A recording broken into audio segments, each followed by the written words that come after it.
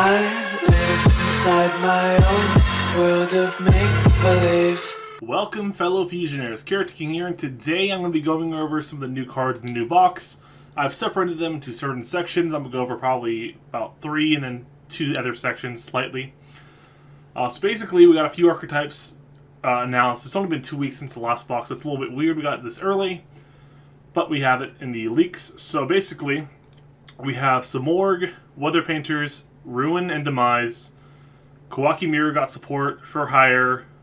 Infernity, Perform Pal, X-Saber got some really good support, and then some other cards as well.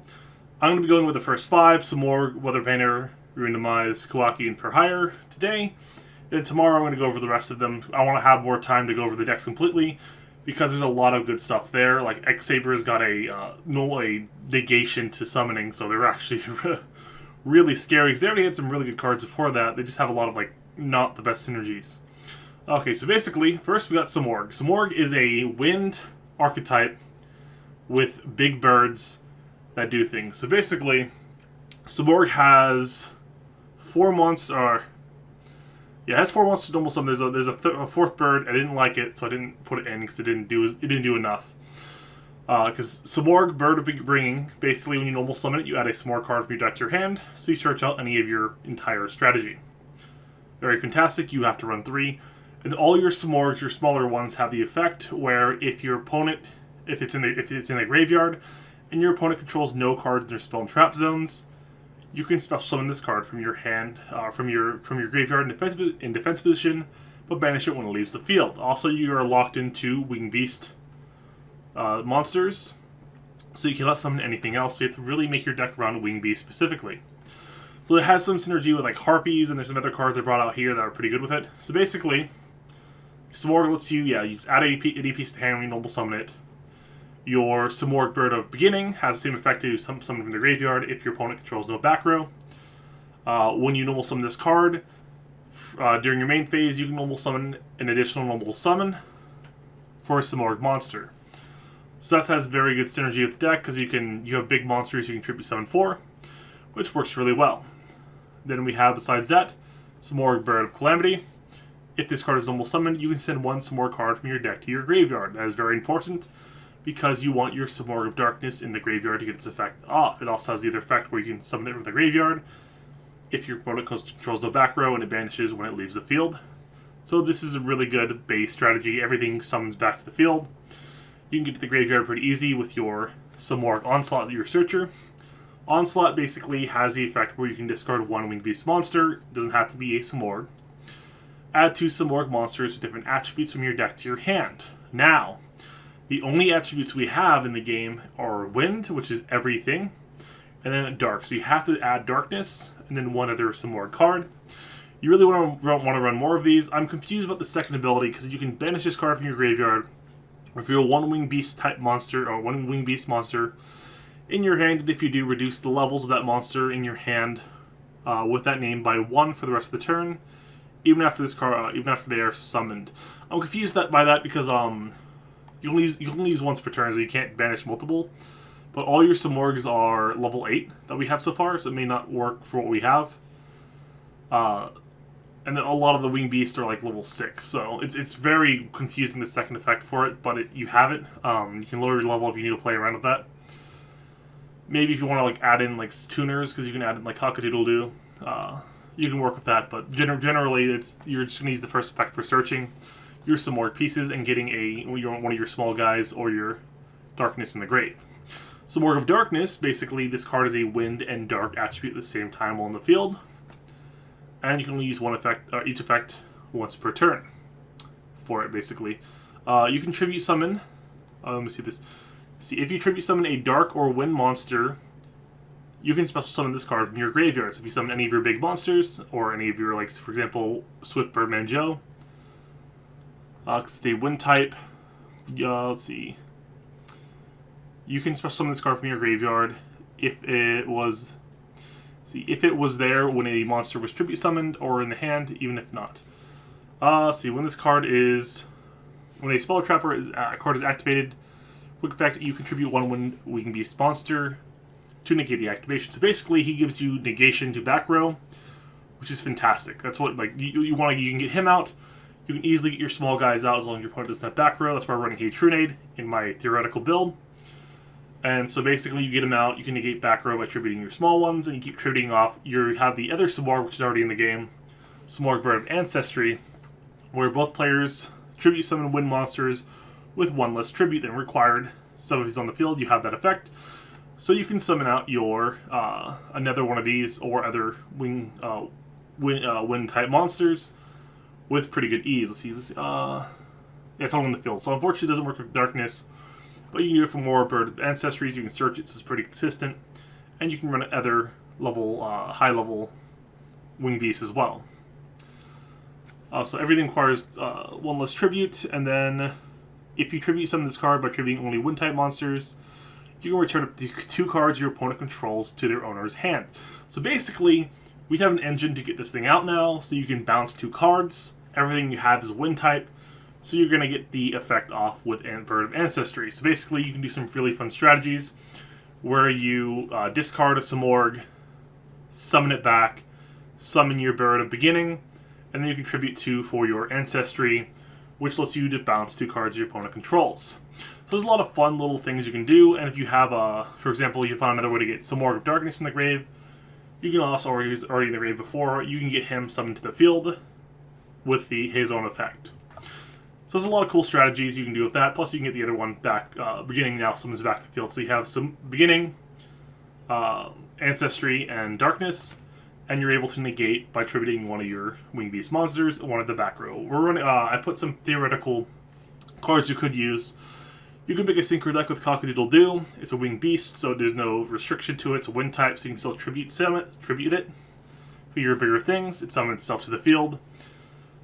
Pretty good overall. So this is something you could do if you want to just tech in like Synchros to the deck. Overall, I looked at Elector. Basically, if your opponent controls 2 monsters, 2 or more monsters, face-up monsters of the same attribute, you can special summon this card from your hand. Once per turn, you can target one face-up monster on the field. That target's effects are negated. It's a pretty good card overall. It doesn't come up too much, but it has some synergy of the deck. So you could see it. You can also tribute it, and then you can get your Simorgh of Darkness out. So it has some pretty good synergy overall. You don't have to special summon it. You can do some fun plays to normal summon it as well. I looked at these things because they summon back to the field, and I thought Atmosphere. Because the Atmosphere, basically, you can tribute. It's a wing beast, so you can summon it. You can banish 2 monsters you control, one in your graveyard, to special summon it, and you can basically just suck up your opponent's monsters. It doesn't sound like the best strategy, but it's something you could do for fun, and it works because you can easily get 2 monsters back on the field with their own effects as long as your opponent doesn't have back row. That's why we're running Hatronade. And you might want to run another strategy. The 4th small Simorgh, basically when he's normal summoned, you can bounce 1 back row. He's like 400 attacks, so he's not the best stats, and doesn't work as well as these, because he's like +1 descends the grave, and lets you normal summon again. So like all 3 of these are like fantastic cards. That's why I'm not running the 4th one. Alrighty, and that looks like a Swift Birdman joke. And if you tribute summon this card with a wind monster, return all spell traps on the field to the owner's hand. So this basically lets you activate your effects. So you tribute summon him, and you can keep putting things back on the field. Pretty good synergy overall. That's how I saw that one overall. Let's see what else we got here. So next one, I'm not going to really go over the decks too much because I'm just going to talk about the decks overall, since there's not too much to show. Because I can explain overall how it goes. Unless it's like too complicated, I'll go over it. So we got Weather Painter. Weather Painter is a weird strategy because I don't really know their win condition too much. Because basically they all have the effect where, let's see what this is. Once per turn during the standby phase of the turn after this card was banished from the field to activate the weather card's effect, your back row, you can special summon this banished card. So basically they bring themselves back when used for cost for your back row. So basically you have to run Snow because it just puts a face-up weather spell and trap from your deck to your spell and trap zone. They deal with column and adjacent, so it's really weird because basically all of your weather's back row affects the same one in the same column, and then it affects the adjacent ones too, of the monster. So if you have Snow and you have a back row, say Canvas, 1/1, the monsters to the left and right will be affected. say you activate Thunder after, so Thunder's on the right, it will only affect the right one and the middle one. It won't affect the left at all. So basically, it has a weird interaction. So your middle one in Duel Links, because we can't pick which spot you want to put stuff, is the most important. You have to really think about which one you want to set there.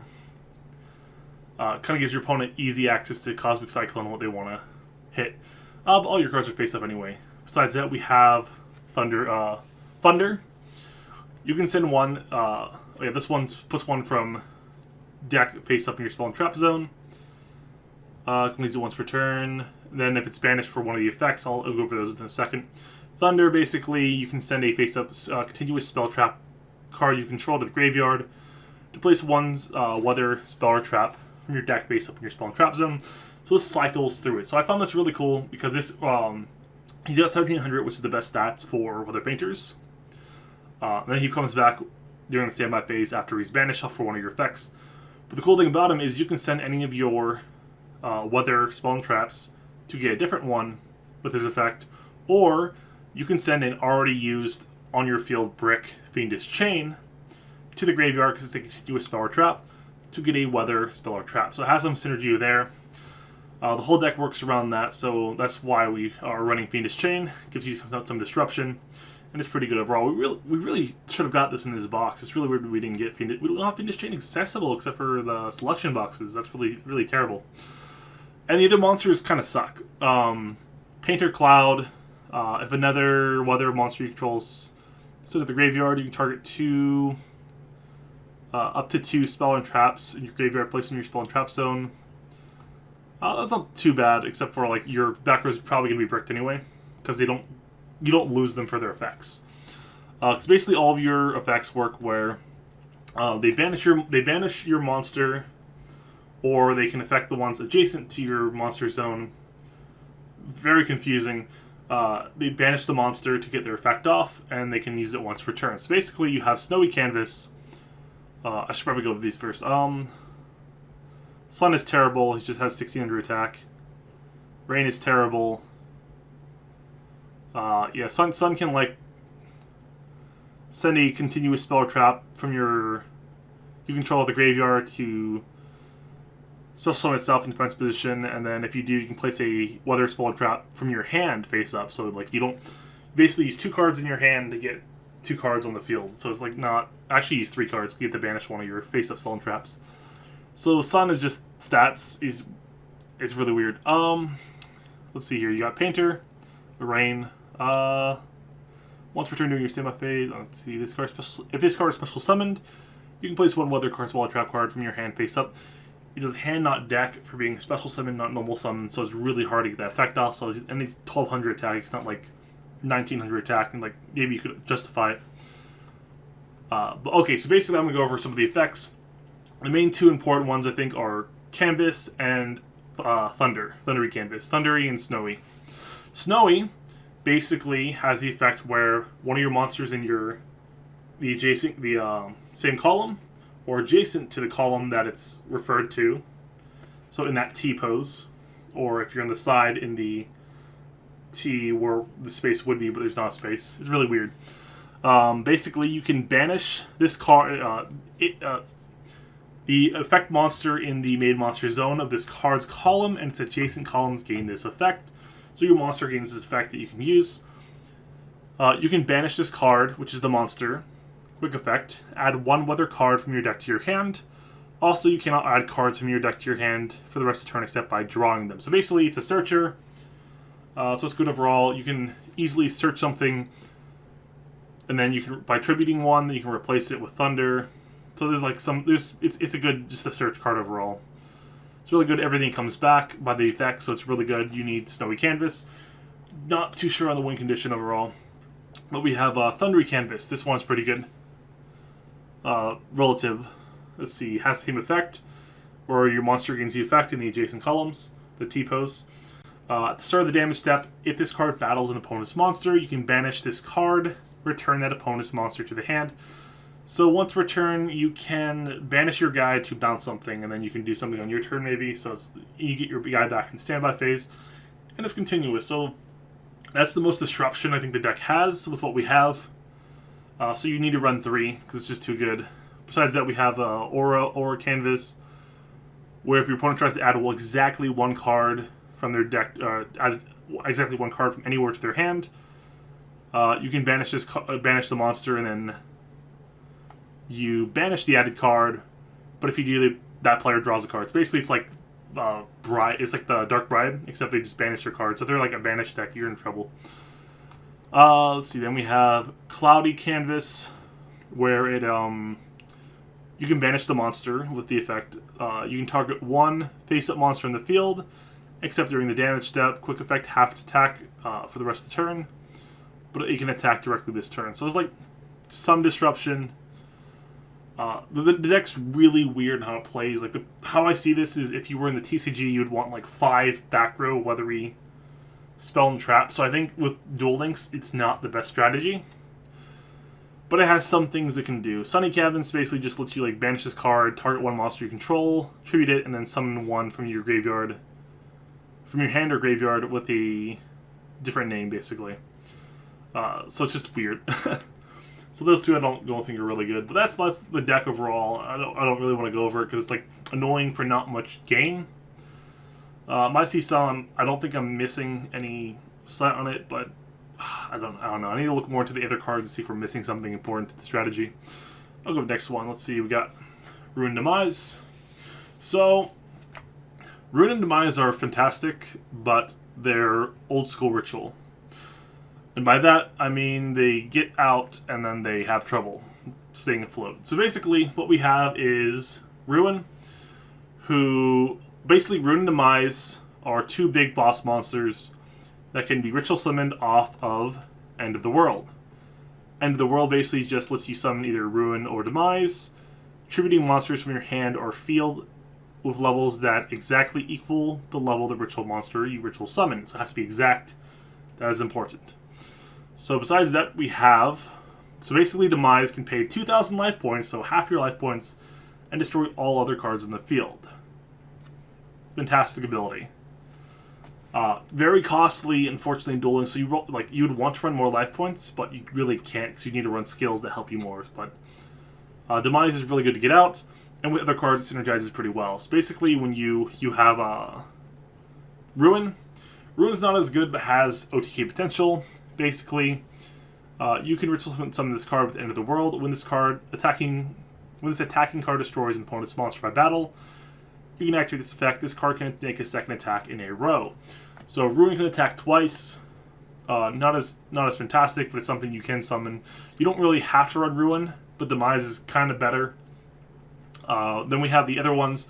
Unfortunately, the smaller Angel's better for its being tributed effect, but its on-field effect is kind of trash. So these cards can be summoned. So basically, you have the retrain level 4 for Ruin and Demise. Basically, they both count as their intended piece. So this is Ruin, Queen of Oblivion, when it's in your hand or on your field, and this counts as Demise while it's on your hand, in your hand, or on your field. So you can still use your End of the World to summon them, and you use Cycle of the World as well. Cycle of the World can be used to ritual summon Ruin or Demise, but you have to tribute a monster on the field to be able to ritual summon. So you can't use your hand for Cycle, but you can use your hand for End of the World. So the smaller Ruin basically has the effect where, while this card is in... it can... let me look at this quick. So let's see. It can make up to... If this card is ritual summoned, it can make up to 2 attacks on monsters during each battle phase's turn. 1,700 attack, that's not going to really happen unless you do like add it in boost, which is not likely because you have to make the level the same for the certain... It's not good. But it has the effect where if this card is sent to the graveyard, I'm not sure if that means you can just discard it without cost. Cost would not do it, but you can target one ritual monster you control. While this card is face up on the field, your opponent can activate cards or effect when the ritual monster declares an attack. So it gives you Armades effects when you attack. So it's pretty interesting because if you summon a Ruin, you can make a Ruin basically have Armades effect, which is pretty good overall. But these 2 cards are not completely necessary for the archetype. You can run them if you want to, but they don't have the most synergy. Demise is fantastic, but your life points are really low, unfortunately. So like, there's a lot of like downsides to the strategy overall. A few upsides though. So basically, you have Agent of Armageddon, 1800 attack. If this card is ritual summoned, destroy one face-up monster on the field. That is mandatory. So you have to destroy something. You have to be careful about that. So if you just summon him, you have to pop himself. So be careful. You want to be careful when summoning him. If this card is sent to the graveyard, not sure exactly if it's cost or what, or if you do it from the field or you can do it by hand. I'm not sure. This card is sent to the graveyard. You can target one ritual monster you control. While it is face up on your field, your opponent cannot activate cards or effects in response to your ritual monster effects. So if you use Demise, basically that's just used if you ritual summon using, you summon Demise off of Agent, which deck can actually do pretty well. They can't respond to Demise's effect, but they can respond to your ritual summon, so it's still like negligible. So if they have like negation, they won't be able to negate your Demise's effect, but they'll negate your ritual spell if they have that ability. We don't really know which one we want, spells or monsters, so we're running 3 Gisky Chain for searching. So basically the deck works where you have the old ritual spell and the new one. Cycle uses the field, so you can summon Gisky Chain, tribute off for like Demise of Agent. Cycle has the effect where you must also tribute monsters from your field whose levels equal or exceed the level of the ritual monster, so you can use more than what you need. During your main phase, except the turn card set at the graveyard. That sucks, but it's what it is. You can shuffle this card into your deck, then add one End of the World from your deck to your hand. Then you can add one Ruin, Queen of Oblivion, or Demise from your graveyard to your hand. So basically get things back, get materials back, and you can keep recycling your spell and trap as long as you have Demise or Ruin in your graveyard.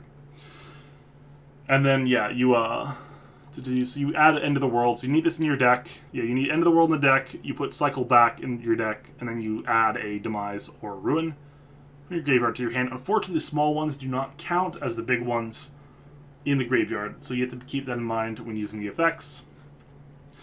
So there's a lot of like gimmicky things with how the deck works for it, but I think the best card for the Ruin and Demise is Breaking of the World. Breaking of the World, once per turn, you can target one ritual monster you control, show one ritual monster in your hand, and until the end of this turn, the level of that shown ritual monster becomes that targeted monster's level. So if you have a level 8 in hand, level 4 on field, you can make that level 4 level 8, but it has to be a ritual monster, so just be careful about that. So this might have some synergy overall in Megaliths, because you can like change the level from your field to 8, so you can summon your level 8 without having to use multiple monsters. But you may use the Megalith spell, field spell too. Let's see here, but you can do some fun like balance strategies maybe with that. I'll look into that. Let's see what we got. Let's see. Has the effect to where, so change the level. Once per turn, if Ruin, Queen of Oblivion, or Demise, King of Armageddon is ritual summoned to your field, except during the damage step, you can activate one of these effects. Either draw a card or destroy a card on the field. Doesn't have to be a monster, it can be back row. Simple.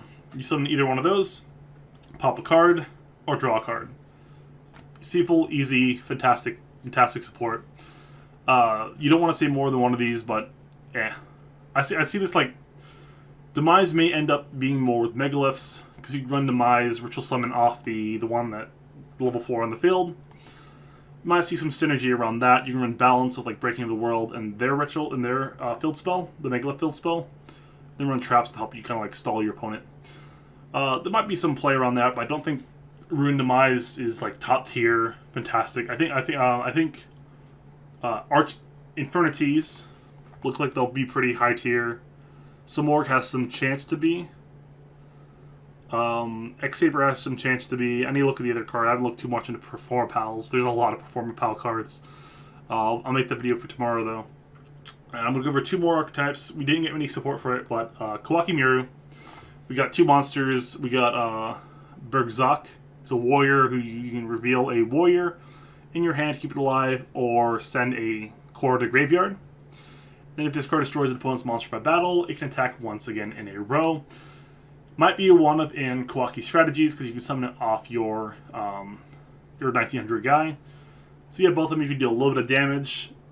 you have 3,900 attack directly. So if you can deal like at least 100 point of damage with your Berserk, you'll be able to do lethal if you have your Erd Knight as well. So there's a possibility you probably run one of these because you can summon it off Erd Knight. Pretty good overall. It doesn't make the deck busted, just makes it have another strategy. Core Overclock.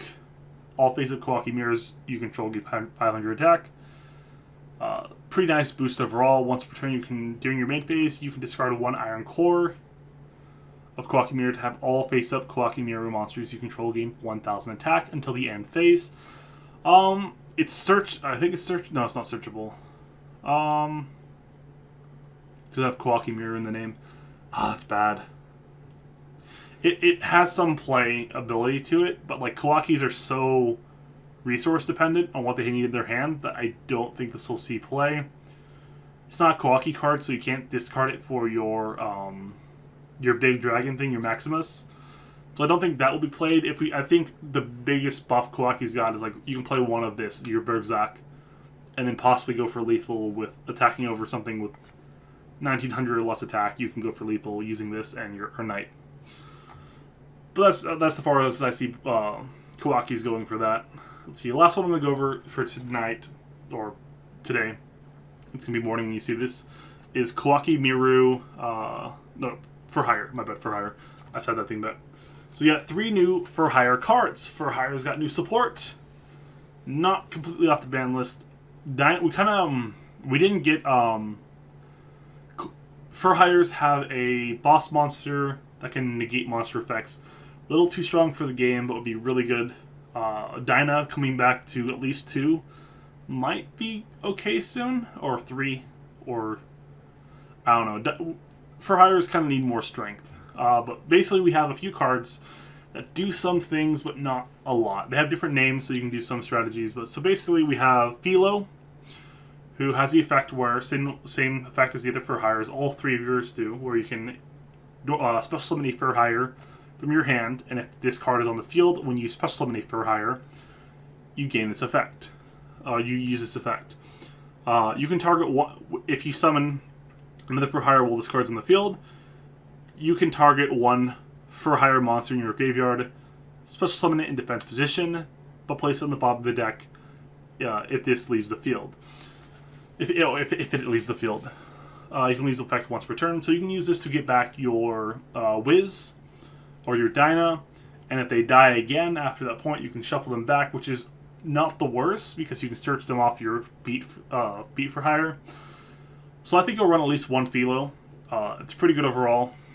The stats kind of are terrible because they're kind of missing stats. So I think I think you'll probably win 1 of each.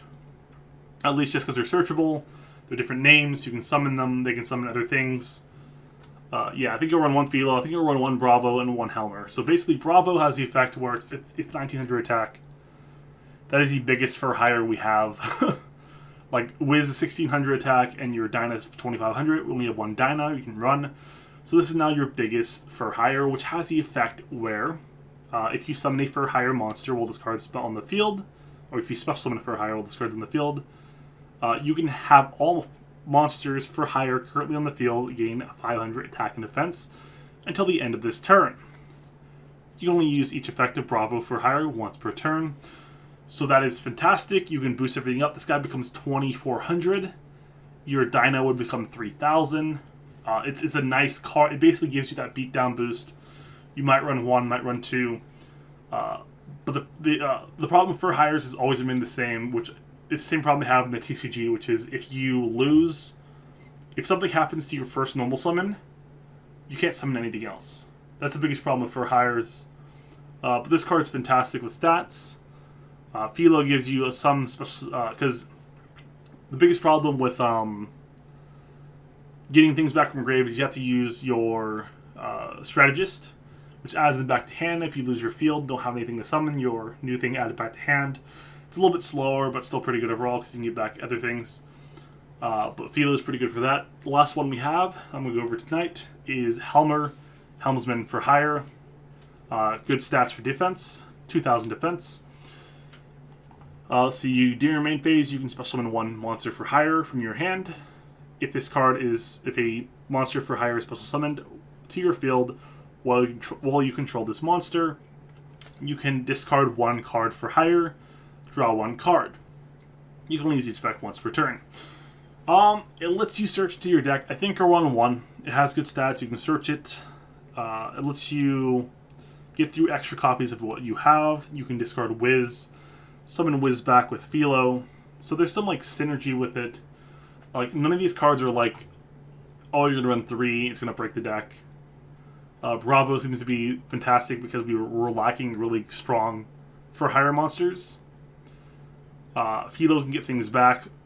Like Wiz is pretty good. Also, another good thing about the strategist is it gets you materials for Wiz to discard. But yeah, that's those 5 things overall. I think that's pretty good to go over for now. Yeah, I'll go over X-Saber, Perform Pow, Infernities, and other cards tomorrow. I hope you enjoyed. That's the overall new cards for the part 1. Make sure to like and subscribe, and let me know what you want to see me make in the future, what decks you want to see me make, what kind of videos you have ideas for. Done like my history of the Banlist a little figure and some other things I'm trying to figure out what I want to do. Let me know if you want memes, what you want to see. Appreciate you guys.